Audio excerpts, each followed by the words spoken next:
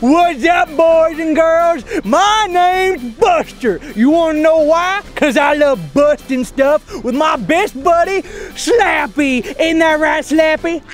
Oh yeah, we're gonna teach you today's power verse.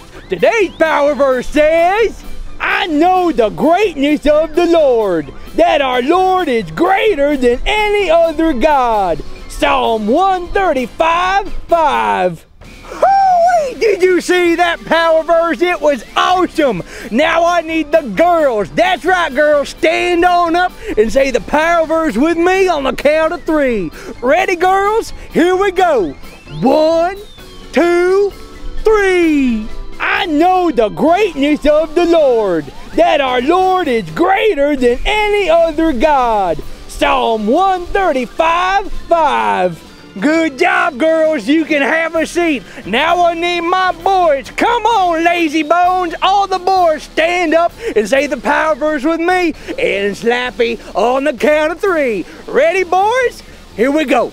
1, 2, 3. I know the greatness of the Lord, that our Lord is greater than any other God. Psalm 135:5. Good job, y'all. Y'all can have a seat. Boys and girls, we only serve one God. Not 2, not 3, not 5 bajillion, just one. The one true God. Don't worship no idols. Just worship Him. Now that you know that, I want everybody to stand up and say the power verse with me and Slappy on the count of 3. Ready? 1, 2, 3. I know the greatness of the Lord, that our Lord is greater than any other God. Psalm 135:5. Good job, boys and girls. You can have a seat. Hey, it's been awesome teaching you today's power verse, but you want to know what time it is? It's time to bust stuff. Oh, boys and girls, are you ready? Oh, I know I am. You ready, Slappy? Here we go. Mother Mayo, yes you may. 3, 2, 1.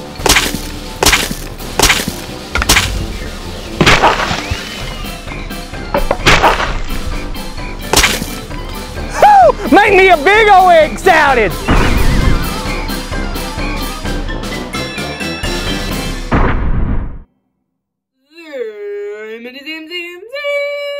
Hey, Rush! Quick, stop, drop, and roll!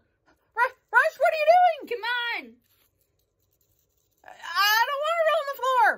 Don't you know that when you're on fire, you've got to stop, drop, and roll? But I'm not on fire! Yes, because I'm rolling you. You're welcome. I didn't say thank you. You didn't? That's just rude. Rush, you're being really frustrating today. I'm sorry. I'm still feeling so pumped about the stunt I just pulled off. What'd you do? Bald eagle hang gliding. It's where you strap a bunch of eagles together and they don't like it all. They're all like, but then you grab a bunch of eagles, hold them over your head and jump off a cliff and then you... Whoa, Rush, would you chill out for a second? Chill out? I haven't chilled since I stuck my head in a vat of ice cream and held my breath for over an hour. You held your breath in a vat of ice cream for that long? Oh, of course not. It was actually yogurt. But safety first. Sure, whatever you say, Rush. You're always doing these crazy stunts. Aren't you ever afraid you're gonna get hurt? Well, sure I am, but you can't let fear get in the way of getting Rush out of life. That's why I always practice good safety, and I make double sure to take time to pray to God. You pray before every stunt? I sure do, and I make sure I'm praying to the right guy, too. What do you mean? Well, some people think they should pray to Buddha or Mother Nature, and some people don't think they need to pray to anything at all. I pray to the one true God, the one God that created the universe and everything in it. My God is the God, and nothing is too tough for Him. I'm so glad to hear you say that. There are so many people who are confused about who the one true God is, and they don't know who to trust. But in today's lesson, the boys and girls are going to learn that Our God is the one God they can always count on. Yep, well, I'd love to stick around and hear more about it, but I gotta go. Why's that? Well, it's time for life's next big rush. Bald Eagle hang gliding gave me an idea. I've got a great white shark jet ski with my name on it. I'll see you later, boys and girls. Zoomity zoom zoom zoom. Today, we're going to learn about one of the most amazing stories in the Bible, right? Remember how the people of Israelites were God's chosen people, but they were choosing to worship a false god, Baal. Elijah warned King Ahab there would be no rain in the land until God said so. Years went by, but the people still didn't stop worshiping Baal. They believed that Baal was the god of weather. Well, one day Elijah told King Ahab, "Tell your 450 people of Baal to meet me on Mount Carmel." So King Ahab did just that. When the prophets of Baal got there, Elijah spoke to the crowd of people who had gathered there. He said, "If the Lord is God, follow him. If Baal is God, follow him." Then Elijah told the prophets of Baal, "Get 2 bulls for us. Choose one for yourself and put it on wood and set fire to it. I'll prepare the other bull and put it on the wood, but not set fire to it.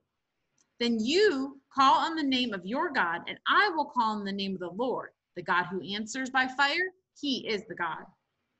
They did exactly as Elijah asked.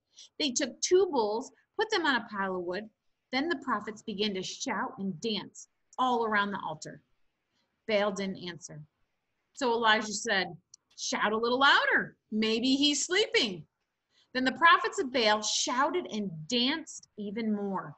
Elijah continued to make fun of them. And they started to cut themselves to get Baal's attention. Baal didn't answer. After all, he was not even real. So it was Elijah's turn. He commanded the people to pour water all over the bull. They did. In fact, they did it 3 times. Elijah was making sure God answered. No one would think that it was an accident. Then Elijah quietly prayed, "Lord, answer so these people will know that you, O Lord, are God." Suddenly, fire fell from heaven and consumed the bull and the wood and even the trenches that were around the altar.